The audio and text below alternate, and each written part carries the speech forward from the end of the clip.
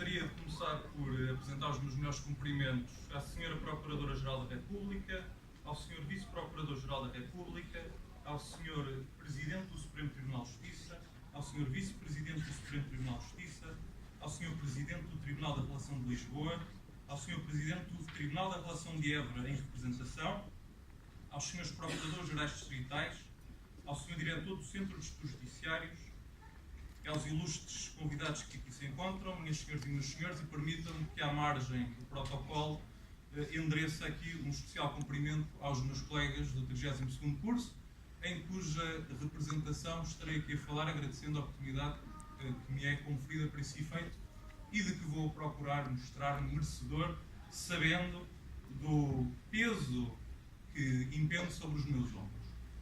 O dia que hoje aqui nos traz e que estamos aqui a celebrar, mais do que um fim, é um dia de transição. Uma transição entre duas etapas da nossa vida profissional. Uma etapa formativa, que hoje finda, e uma etapa autonómica, que hoje se inicia. E como sucede em qualquer momento que seja de transição, é oportuno que façamos conjuntamente duas grandes reflexões, que são as que irão ocupar a integralidade da minha intervenção. De um lado, um balanço do que ficou para trás, daquilo que atingimos até agora. De outro lado, uma antecipação do que virá para o futuro, dos desafios que teremos de enfrentar e da postura que devemos assumir para estar à sua altura. Fazer um balanço do que ficou para trás significa lançarmos a nossa vista pelo que foram os 2 últimos anos e meio. A caminhada que começou no início de 2016, à altura da abertura do concurso de acesso. Desde lá até agora, tivemos de superar 3 grandes obstáculos correspondentes aos 3 grandes períodos em que se dividiu essa caminhada. Concurso de acesso, primeiro e segundo ciclos, cada um deles com as suas vicissitudes, as suas dificuldades e os seus desafios próprios. O concurso de acesso foi, antes de mais, um período de incerteza, como são todos os períodos em que temos de fazer escolhas, em que temos de decidir se devemos ou não dar um novo rumo profissional à nossa vida. Essa incerteza vencemos-la então com determinação. A determinação de sabermos, como sabíamos então e como continuamos a saber hoje, estarmos a abraçar uma profissão que, mais do que um mero ganha-pão, é uma oportunidade de obtermos realização pessoal e de darmos um contributo positivo para a comunidade, retribuindo modestamente tudo aquilo que ela nos deu. O primeiro ciclo do curso, no Centro de Estudos Judiciários, foi, acima de tudo, um período de esforço. E quando aqui falo de esforço, não falo do esforço físico que fazíamos subindo as ladeiras que levam até ao Largo de Limoeiro. Esse foi o menor dos esforços que tivemos de desenvolver ao longo desse ano, em nada se comparando com o esforço intelectual que tivemos de desenvolver, por um lado, para fazer face às extensas maratonas de estudo necessárias para estarmos à altura dos elevados níveis de exigência do Centro de Estudos Judiciários e, por outro, para mantermos sempre a abertura de espírito necessária à aquisição de uma nova posição no sistema judiciário e de uma nova perspectivação do fenómeno judiciário. O segundo ciclo, por seu turno, foi um período que direi agridoce. E porquê?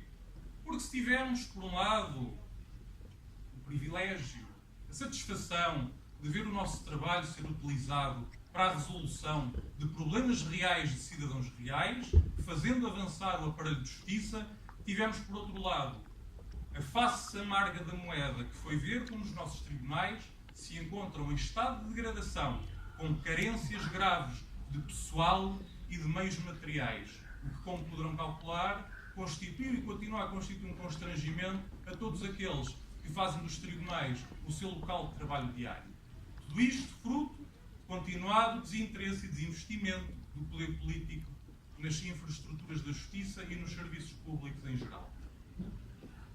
E isso gravou na nossa mente uma interrogação à qual ainda hoje não conseguimos dar resposta, que é de saber se algum dia conseguiremos ter uma justiça e produzir uma justiça de primeira, quando os meios de que é dotada são de segunda ou de terceira. Mas, enfim, divago. Voltando ao que dizia, superámos estes 3 grandes obstáculos. Podemos estar orgulhosos e de parabéns relativamente a isso, sem afetar falsas modéstias. Foi uma caminhada meritória. Mas mais do que isso, uma caminhada feita honestamente e com retidão. E isto é um ponto que não pode ser menosprezado, pois só os êxitos assim obtidos merecem ser celebrados. Sabemos que nesta caminhada que fizemos não estivemos sozinhos. Na vida, nas vitórias e nas derrotas, nunca estamos sozinhos e por isso essas vitórias e essas derrotas nunca são inteiramente nossas. Temos um círculo de pessoas em quem temos de estar gratos por todo o apoio que nos deram e continuam a dar-nos hoje e sem as quais não teríamos conseguido chegar aqui hoje. Tivemos no plano profissional a ajuda do pessoal docente e não docente do Centro de Estudos Judiciários, dos nossos coordenadores e formadores do segundo ciclo e de todos os magistrados, funcionários e demais atores judiciários com quem os nossos destinos se cruzaram ao longo deste período. Todos eles tiveram a generosidade de partilhar connosco o seu conhecimento e a sua experiência, contribuindo decisivamente para o nosso crescimento enquanto profissionais. Mas tivemos também, talvez até de forma mais importante e sem menosprezo dos que antecedem, no plano pessoal, os nossos familiares, os nossos amigos e inclusivamente nós próprios uns para os outros. Esse círculo pessoal ajudou-nos a ter sempre a estabilidade emocional e psicológica que é necessária à completude de qualquer grande empreendimento. E ajudou-nos também, dando-nos o necessário amparo emocional nos momentos difíceis que sempre surgem em qualquer caminhada que seja difícil. E por tudo isto, a todas estas pessoas, que a referi necessariamente em termos de categorias e genericamente por estar a falar em representação do curso, está depois cada um terá naturalmente os seus agradecimentos particulares a dar, a todos estes dizia eu, estamos profundamente agradecidos e queremos que saibam que o êxito que hoje aqui celebramos também lhes pertence por inteiro e por direito. Revisto que ficou o passado, feito este balanço sumário, passemos agora a debruçar-nos sobre o futuro, sobre o que aí vem. A partir de hoje podemos dizer que somos como os trapezistas profissionais. Passaremos a dar umas piruetas no vazio sem ter uma rede por baixo, o que significa que se cairmos vamos sentir os efeitos nefastos da queda nos nossos ossos e na nossa pele. Mesmo é dizer que a partir de hoje estamos entregues a nós próprios. E tudo aquilo que fizermos, e todo o trabalho que realizarmos, será algo pelo qual nos virão pedir satisfações. Devemos, por isso, estar prontos a assumir a postura e os compromissos necessários a fazer face a este novo capítulo da nossa vida profissional, sem os quais não conseguiremos exercer a nossa profissão com a dignidade e a competência que a mesma exige. Exerceremos a nossa profissão, antes de mais, com independência e espírito de missão. O Ministério Público, como disse a Sra. Procuradora-Geral da República, atua para o cidadão, para a comunidade dos cidadãos. Eu direi mais, deve-lhe uma fidelidade que é incondicional e exclusiva. Todos sabemos que em torno da justiça orbitam grupos, orbitam interesses que, longe de pretenderem salvaguardar o progresso da comunidade e de zelarem pelo seu interesse, procuram instrumentalizar o sistema de justiça para atingirem os seus desideratos egoístas de incremento do poder e da riqueza. A esses, diremos de forma muito clara que jamais seremos seus lacaios e jamais aceitaremos trair a comunidade de cidadãos em seu favor. E direi que o único cunho que as nossas decisões e os nossos atos poderão levar será o desta fidelidade à comunidade de cidadãos. Desempenharemos as nossas funções com responsabilidade e com zelo.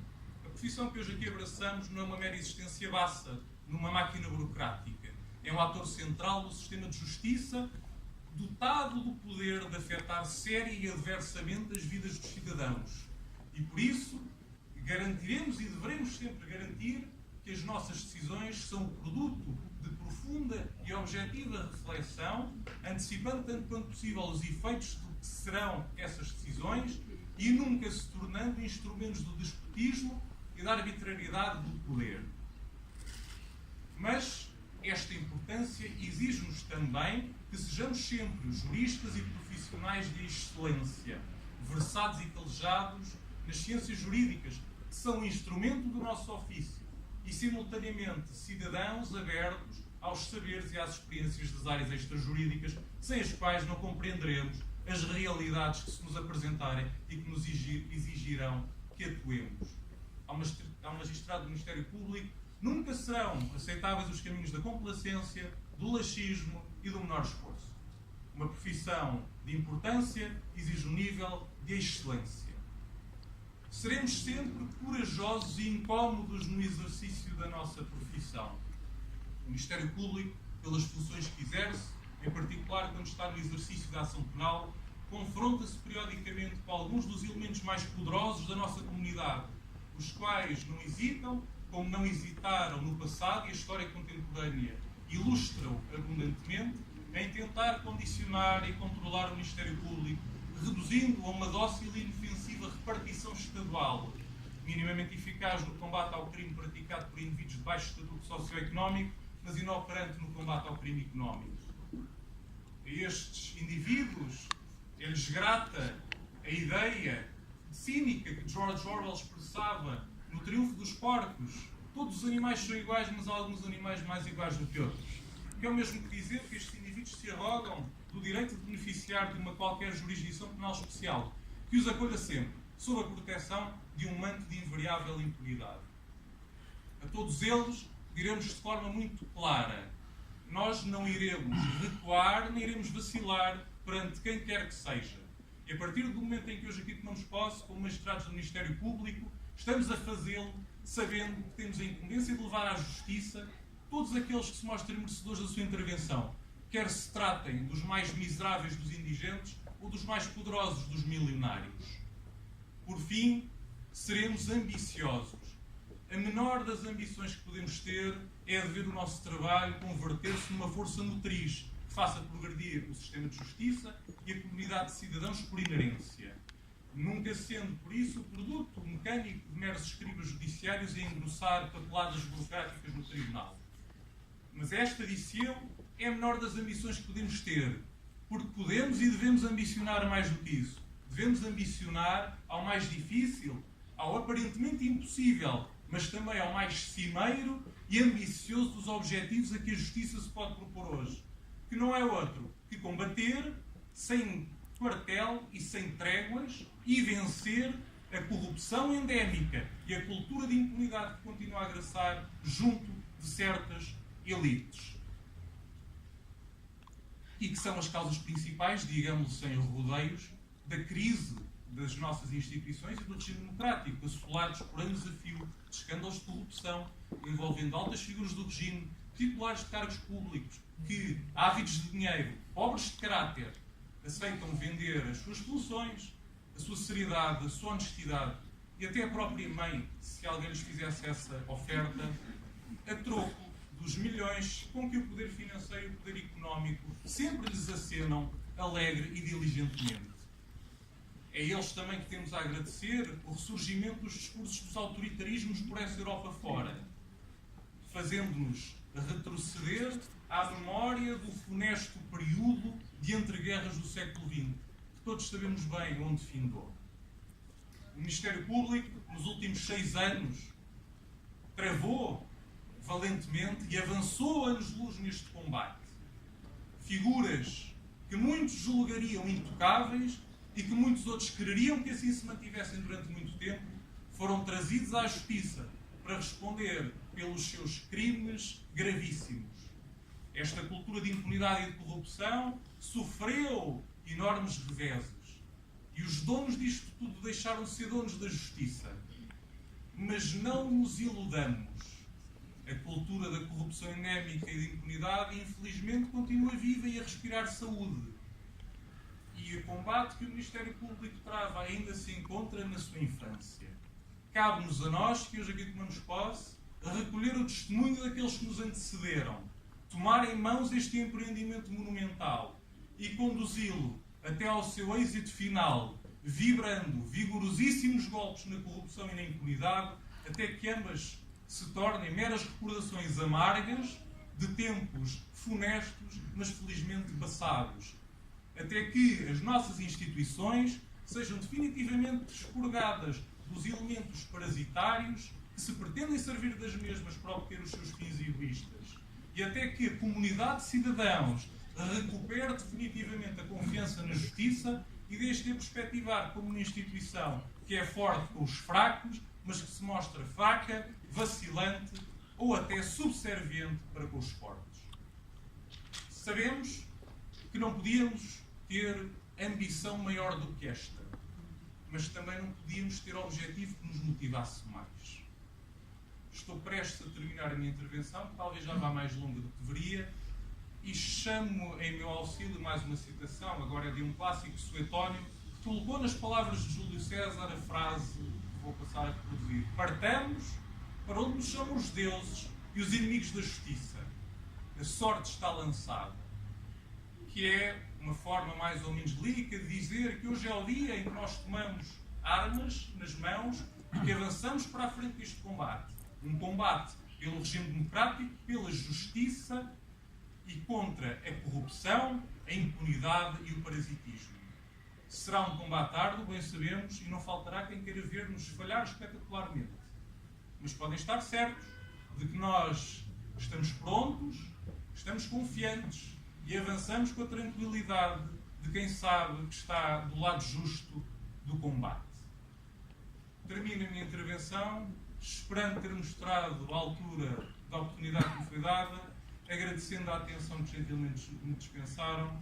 Muito obrigado a todos.